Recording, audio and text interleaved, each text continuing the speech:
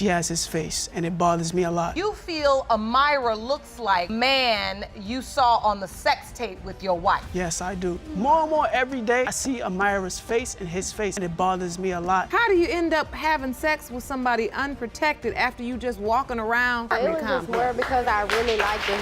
Like, I was just instantly attracted to him when I first seen him. I shouldn't have had sex with him the first night, but it happened. I have text messages also that still mess around, still to this day. Oh! No, me and her, I'm not gonna lie to you, and my wife already knew about it. She had caught me. It was a video and everything, she caught me. Only he's apologizing now because he got caught. Can you believe this circus? Miss Craig starts off by dumping a whole lot of feels about her daddy drama, saying that figuring out who her real father is feels like her last shot at peace. This is how we kick off the court drama, folks. Grab your popcorn. Miss Craig, you say that today is your last hope in discovering your true identity. That one question continually haunts you. You've been calling Dad for most of your life, really your biological father. Hold up, did she just say that? Miss Janelle Craig, aka Mom, drops the bomb that she might have been juggling a few dudes back when Miss Craig was conceived. Talk about stirring the pot. This little confession just cranked the drama meter up a notch. Miss Janelle Craig, you are Miss Mother. You admit to sleeping with more than one man. Time your daughter was conceived, yet you don't understand why she's still looking for answers. You say you always assumed you were Miss Craig's father. Yes. Talk about a childhood plot twist. Miss Craig shares a sob story from her kiddo days about being told to stop calling her supposed dad daddy. That's a tough break in the game of family musical chairs. When I was about 5, there was a man in my life, said to be my father, calling him daddy, daddy, and my auntie like, don't call him daddy anymore. That's not your dad. And one day your aunt, don't call him daddy because that's not your father. And I couldn't understand why. Yikes, this got awkward real fast. In a bold move, Miss Craig's mom confronts Mr. Thompson right in the middle of a tavern about their kid. Imagine the looks on the barflies' faces. This is reality TV gold, people. When she was 10, I saw him and his wife and I walked up to him and say, hey, baby daddy, we have a child together, and they're looking at me like I'm crazy. Him and his wife were just at a tavern? Yes, and I walked, no, I don't have any kids, so I'm like, yeah, we have a 10-year-old child together, yada, yada, yada. I gave him, I told him about her, he came to see her. Guess who's back? After years MIA, Mr. Thompson gets roped back into Miss Craig's life because why not stir the pot some more? Family reunions are never dull in this courtroom. So how did you find out that I remember seeing Chanel when Chanel was a baby. She was 1, but I came out of prison.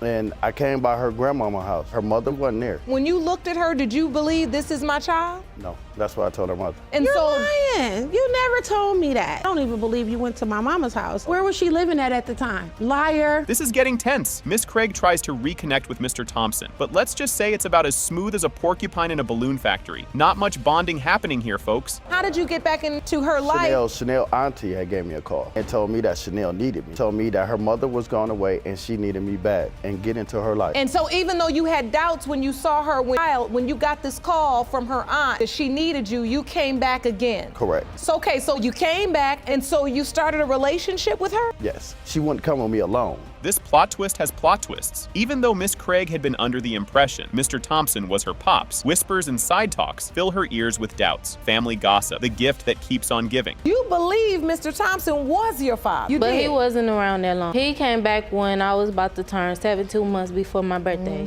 Things wasn't going too well with her and the relation they was having because Janelle That's mother and daughter, but how do you, from being gone 7 years, come live in my house? Again, she don't know you. You wasn't around? You weren't either. Around with these I played both parts. Talking about the her part over with. This is a whole bucket of yikes. Miss Craig lays it all out about how this daddy debacle has been a roller coaster of emotions, especially now that she's a mom herself. Emotional baggage check-in right this way. When he came back into my life when I was 10. That's hard to do when you only got one person willing to do that. You can't make who was willing to do it. And it was me. I've been that. So, I mean, what do you want me to do? You wasn't even there. A little promiscuous at 16 years old. But at the same time, I still raised my child and I did it by myself. Drum roll, please. Miss Craig, Mr. Thompson is not your father. Sorry, Neil. Give me a hug.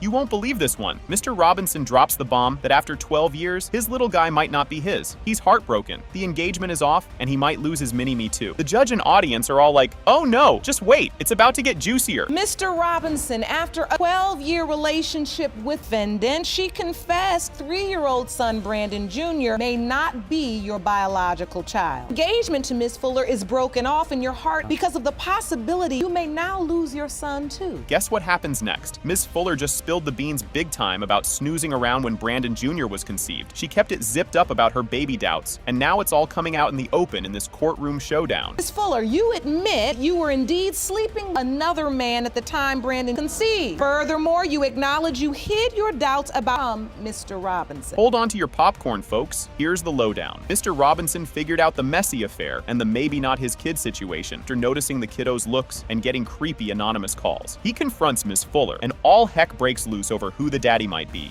I'm starting to get these phone calls, but they're private. But the private phone calls are coming like every hour on the hour. So finally, you know, after so many private calls in a row for so many, she's on the line. Hey, I'm about to be at Tower City. Can you meet us there? At first I'm mad. I'm like, no. I hang up. And you know, I get on the phone or whatever, get myself together, you know, gather my thoughts, get myself together. Okay, I'll meet you. But really I was thinking about, you know, my son. This part is a real doozy. Amid tears and sniffles, Ms. Fuller fesses up to the longtime affair. She talks about feeling guilty and not being able to face her son because of the lies. The crowd's totally gasping at this point. I was feeling guilty. My conscience was getting to me, and I couldn't like look at him every day. And I lied to him like all this time. Like, I'm sorry. So when Brandon Jr. started looking like the other guy, what did you say? I didn't really say anything. Like, we were struggling at the time, so we had to move. And it doesn't stop there. Mr. Robinson stumbles upon some sneaky social media messages that throw him back into Doubtville about his son's paternity. They have a massive blowout that ends with the cops showing up. Talk about a bad day turned worse.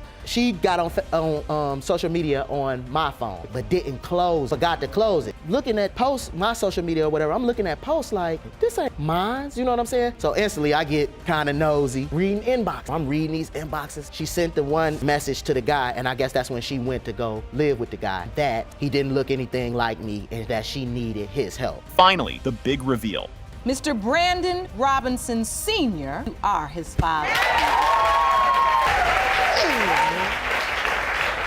Buckle up, folks. Ms. McKinney is here to drop a truth bomb on her husband, Mr. Brown, insisting he's the father of their adorable 11-month-old Amira. She's super stressed because he's all about the denial life, which is totally wrecking their vibe. Stick around, because this is just the appetizer. Ms. McKinney, you are here. Prove to your husband that he fathered your 11-month-old daughter, Amira. You testify that his paternity denial tearing you apart. Oh boy, here comes the spicy part. Mr. Brown is convinced he's not the daddy after spotting his wife in a not-so-PG-rated home movie with some other dude. He's here to drop the mic and prove the other guy's the real papa. Just wait till you see what's up next. It's a doozy. You say there is no way our Amira biological father, after finding a sex tape of your wife with another man, you now intend to prove he fathered Amira. Grab your tissues. Ms. McKinney's tearing up, hoping against hope that Mr. Brown is really the daddy. Amidst all this baby mama drama, she's a hot mess, emotionally speaking. But hold up, the plot's about to thicken even more.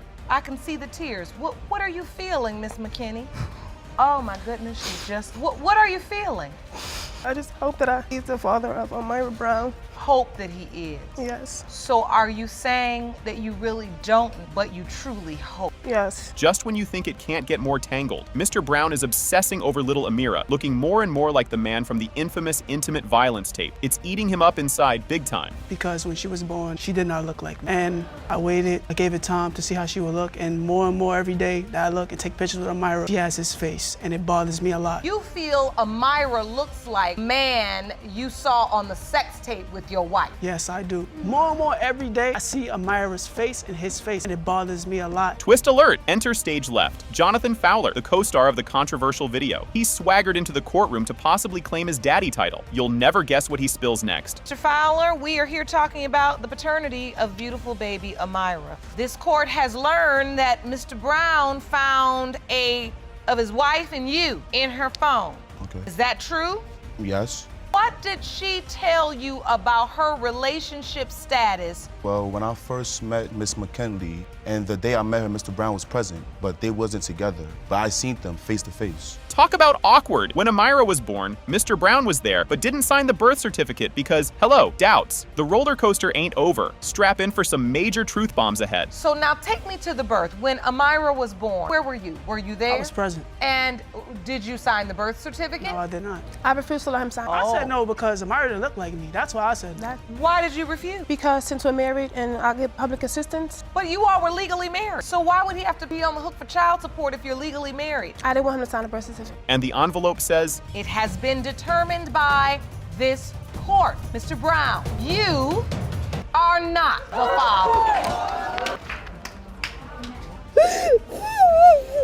"No way, Jose," Mr. Baker exclaims. "He's not the dad." Mr. Baker states it is medically impossible for him to have a child, declaring because of a vasectomy done 30 years ago, there's no way the 3-month-old Caleb could be his. This kicks off the whole drama about whether his operation was a superhero or a zero. Brace yourselves. The roller coaster is just starting. You say it's medically impossible for you to have a child, and therefore Caleb cannot be yours. You say if the DNA results prove you are not the father, you will leave your wife and family. Oops, did I do that? Ms. Baker spills the beans on her nights out. Ms. Baker admits to blackouts and not knowing if she might have stepped out during those lost evenings, thanks to her heavy drinking. Her honesty throws a grenade into the mix, shaking up the trust and peace at home. At the time I got pregnant, I was drinking pretty much every day, and I was blacking out at night, and I wouldn't remember. Periods of time I wouldn't remember. Whether you were intimate with another man or not. Yes, Your Honor. It's not fair to Mr. Baker, and I love him with all my heart. Mr. Baker dives into his vasectomy tale. Mr. Baker gives us the lowdown on his vasectomy, done while his ex was expecting their 4th mini-me.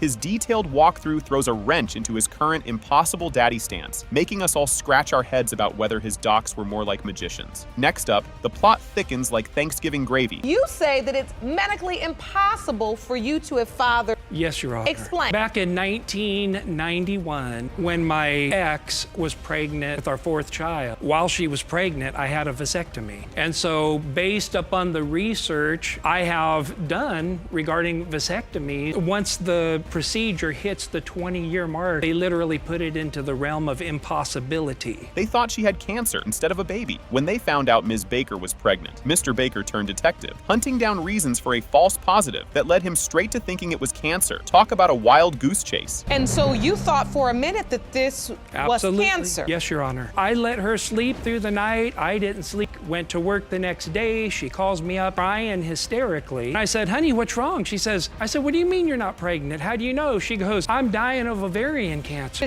I have every symptom because she went and researched. Looked up the same thing. Yes. Ms. Baker sees her pregnancy as a divine prank, calling the pregnancy a miracle. Ms. Baker figures it's her cue from the big guy upstairs, ditch the drinks and pills. This heart tugger highlights her life's big turnaround, painted as a cosmic joke that led to something beautiful. Don't wander off. The doc drops some knowledge bombs next. I just took it as that it was a total miracle. God, because of the baby, I quit drinking. So I just took it from God that He put this baby in my stomach to save me from and also I was taking pills. There's another part to this, Your Honor. One regret was that we never had a child together. Dr. Gator schools everyone on vasectomy oopsies. Dr. Gator lays down the law on what should have happened post-vasectomy, pointing out Mr. Baker missed some critical checkups. This revelation tosses a possible baby daddy title back into the ring, despite the snip-snip. Buckle up, because the DNA reveal party is up next. That's typical. Only 8% of men do their year 5. Really? Yes.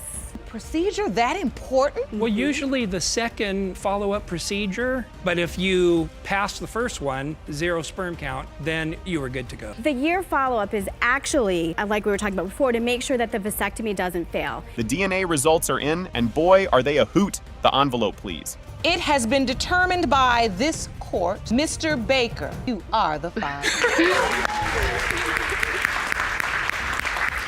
So, here we go. Mr. Black pops up, dead set on proving he's not the dad of little Javion, and even wants the kiddo's last name changed if the test swings his way. He's super convinced there's no way he's connected to the child, all because of some iffy timing and a truckload of doubts about Ms. Rockmore, the child's mom. Get ready, because Ms. Rockmore is about to drop her side of the story. You say you're here today to finally prove that you are not biological father, 4-month-old Javion Black. You say when the results reveal you are not father, you no longer want to have your last name. Or you say you are 100% sure Mr. Black is your son's biological father and you are disgusted by his rejection of your innocent child. Oh boy, things are heating up. The judge throws a curveball at Ms. Rockmore about their first night fling. Ms. Rockmore spills the beans on their fast track to the bedroom and admits she was head over heels from the get-go, which maybe wasn't the slickest move. Buckle up, folks. Mr. Black's comeback is just around the corner. How do you end up having sex with somebody unprotected after you just walking around? It was just more because I really liked him.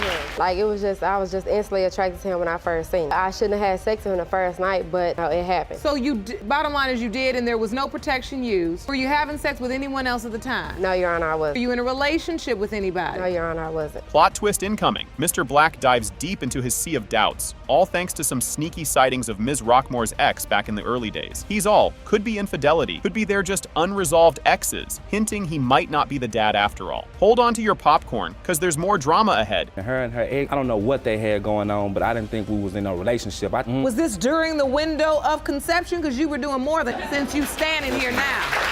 This during the window of conception? Yes, ma'am. I'm trying to understand the doubt, Black, because you say, I'm doubtful that the child with her during the window of conception because I saw her ex come and they went to the store. Just when you think it can't get more soap opera, boom, pregnancy bomb drops. Ms. Rockmore finds out she's expecting, tells her mom first, classic move, and then hits Mr. Black with the news. He's all kinds of skeptical, even whips out a calendar to try and prove his point. Stick around, the plot's about to thicken. Ms. Rockmore, at some point you find out you're pregnant. Yes, Your Honor. And when you find out you're pregnant, the first person that I told was my mom, and that's as soon as I left the doctor, I called Mr. Black, let him know that I was pregnant. And at the time, he didn't believe me until I showed him a sonogram picture. Then that's when he believed. When you heard about the pregnancy, Mr. Black, he says you were doubtful, were you? Yes, ma'am, I was doubtful. Grab your tissues. It's about to get emotional. Enter stage left. Ms. Black, Mr. Black's mom, stepping up to the podium with some big mom energy. She's not happy with her son's shenanigans and is team Ms. Rockmore all the way, believing little Javion is her grandson, no matter what. You're Ms. Black. Yes, ma'am. And you are? I'm his mother. You are Mr. Black, plaintiff's mother. Yes, ma'am. I would love to hear what you know about this situation, give a side of the aisle. Your Honor, I'm his mom, and I am very disappointed and I'm outraged that he would go this far to bring forth to prove that's his son. And here it is, the big reveal. It has been determined, Mr. Black, you are the father. All right. Okay. All right, okay. So, here's the scoop. Ms. Thomas claims she was all cozy and committed in a 6-year relationship with Mr. Taylor, who then decided to go on a little adventure, aka cheating. Now he's doubting if their youngest of the brood, 8-month-old Jakai, is actually his. Ms. Thomas is here, all geared up to prove he's the daddy and hoping to rekindle that old flame. Ms. Thomas, you claim you spent years in a relationship with the defendant, Ms. Taylor, and gave him 5 beautiful children. In return, he cheated on you and is now questioning the paternity of your youngest child, 8-month-old Jakai. Okay, plot twist incoming. Mr. Nelson spills the beans that while he was daddy daycare at home, Ms. Thomas was out painting the town red, possibly with other dudes. He's pretty convinced that little Jakai might not be his mini-me, because let's face it, trust is as thin as a coupon here. You'll want to stick around because the drama is about to level up. You say while you were home care of your children, Ms. Taylor was out at all hours with other men. You say it's her many fidelities that convinced you that Jakai is not your son. Now it gets juicy. Ms. Thomas and Mr. Nelson dish out their love story, which started off like a fairy tale but turned into a bit of a horror flick with cheats, mistrust, and a surprise pregnancy, right when things were hitting rock bottom. Grab your popcorn, because their backstory is like a blockbuster. What was your relationship like? Our relationship, it was good. That was my best friend. We did everything together. Take your time. I know it's hard. You have. Yana, we was both young at the time, and we was both new to the whole parent thing. After that, we started getting, we done got older and grew, and it's like we grew. We grew. I still, even while I'm married, I still be trying to get a relationship with her to talk and stuff like that. It don't have to. We just know we can't be together. Oh boy, here it comes. Ms. Thomas throws down the gauntlet and accuses Mr. Nelson of being a serial cheater through and through. She hung in there because of their history and kids, but man, it's messy. Wait till you see what he throws back. It's a doozy. It's because it was his cheating, Your Honor. He cheated on me throughout almost our whole entire relationship. Why put up with that? Hard time. Why wouldn't you want to make something like that work with somebody you had all these years with, all these kids with, and you just want to? That's why I don't even know this chat. Like, he gave up the relationship. I wish it was that easy during them times, throw it away. It was easy. I asked her, Your Honor, I said, are you gonna leave this guy alone? She said no. Hold on to your socks. They're about to get knocked ticked off. Mr. Nelson catches Ms. Thomas red-handed with text from another man popping up late at night. This major oops moment sends their already shaky trust off a cliff. Oh, wait a minute. You had 4 children together, and then you find out Ms. Thomas is with another guy? Yes, that's How did you find that out? The dude picture was popping up on her phone. It didn't start like that. He decided to leave because at that Why did I time leave, though? we did grow apart. I used to find stuff on her purse and everything. She'd be like, I'm going to work today. Because I went to the She'd come back and be like, you like this album? You worked all week. If anything, I've been here with the kids all day long, all 4 of them. All right, don't drop your jaw just yet. Ms. Thomas admits she wasn't just sitting pretty. She got a little cozy with another guy as payback for Mr. Nelson's escapades. She's open about her tit-for-tat strategy during their seesawing relationship saga. The next bit? Oh, it's good. She did. She came in at 5 o'clock in the morning. I was like, where you come from? So I'm grown. I can do what I want to. Miss Thomas, now you were painting a picture about like you all were in love. It was against all odds. Why then do you start having other men popping up on your phone? It wasn't men. It was that one man. Why? Why did you get in a relationship as retaliation for his cheating? Basically, seeing how I felt all them years he cheated on me, he felt it. Buckle up. It's getting bumpier. In a plot twist you probably saw coming, Mr. Nelson hasn't exactly been the model hubby, still sneaking around with Ms. Thomas despite his marriage to Ms. Campbell. The courtroom's about to turn into a circus, and you don't want to miss this act. I have text messages also that we still mess around still to this day. Oh, you mighty quiet now, Mr. Nelson.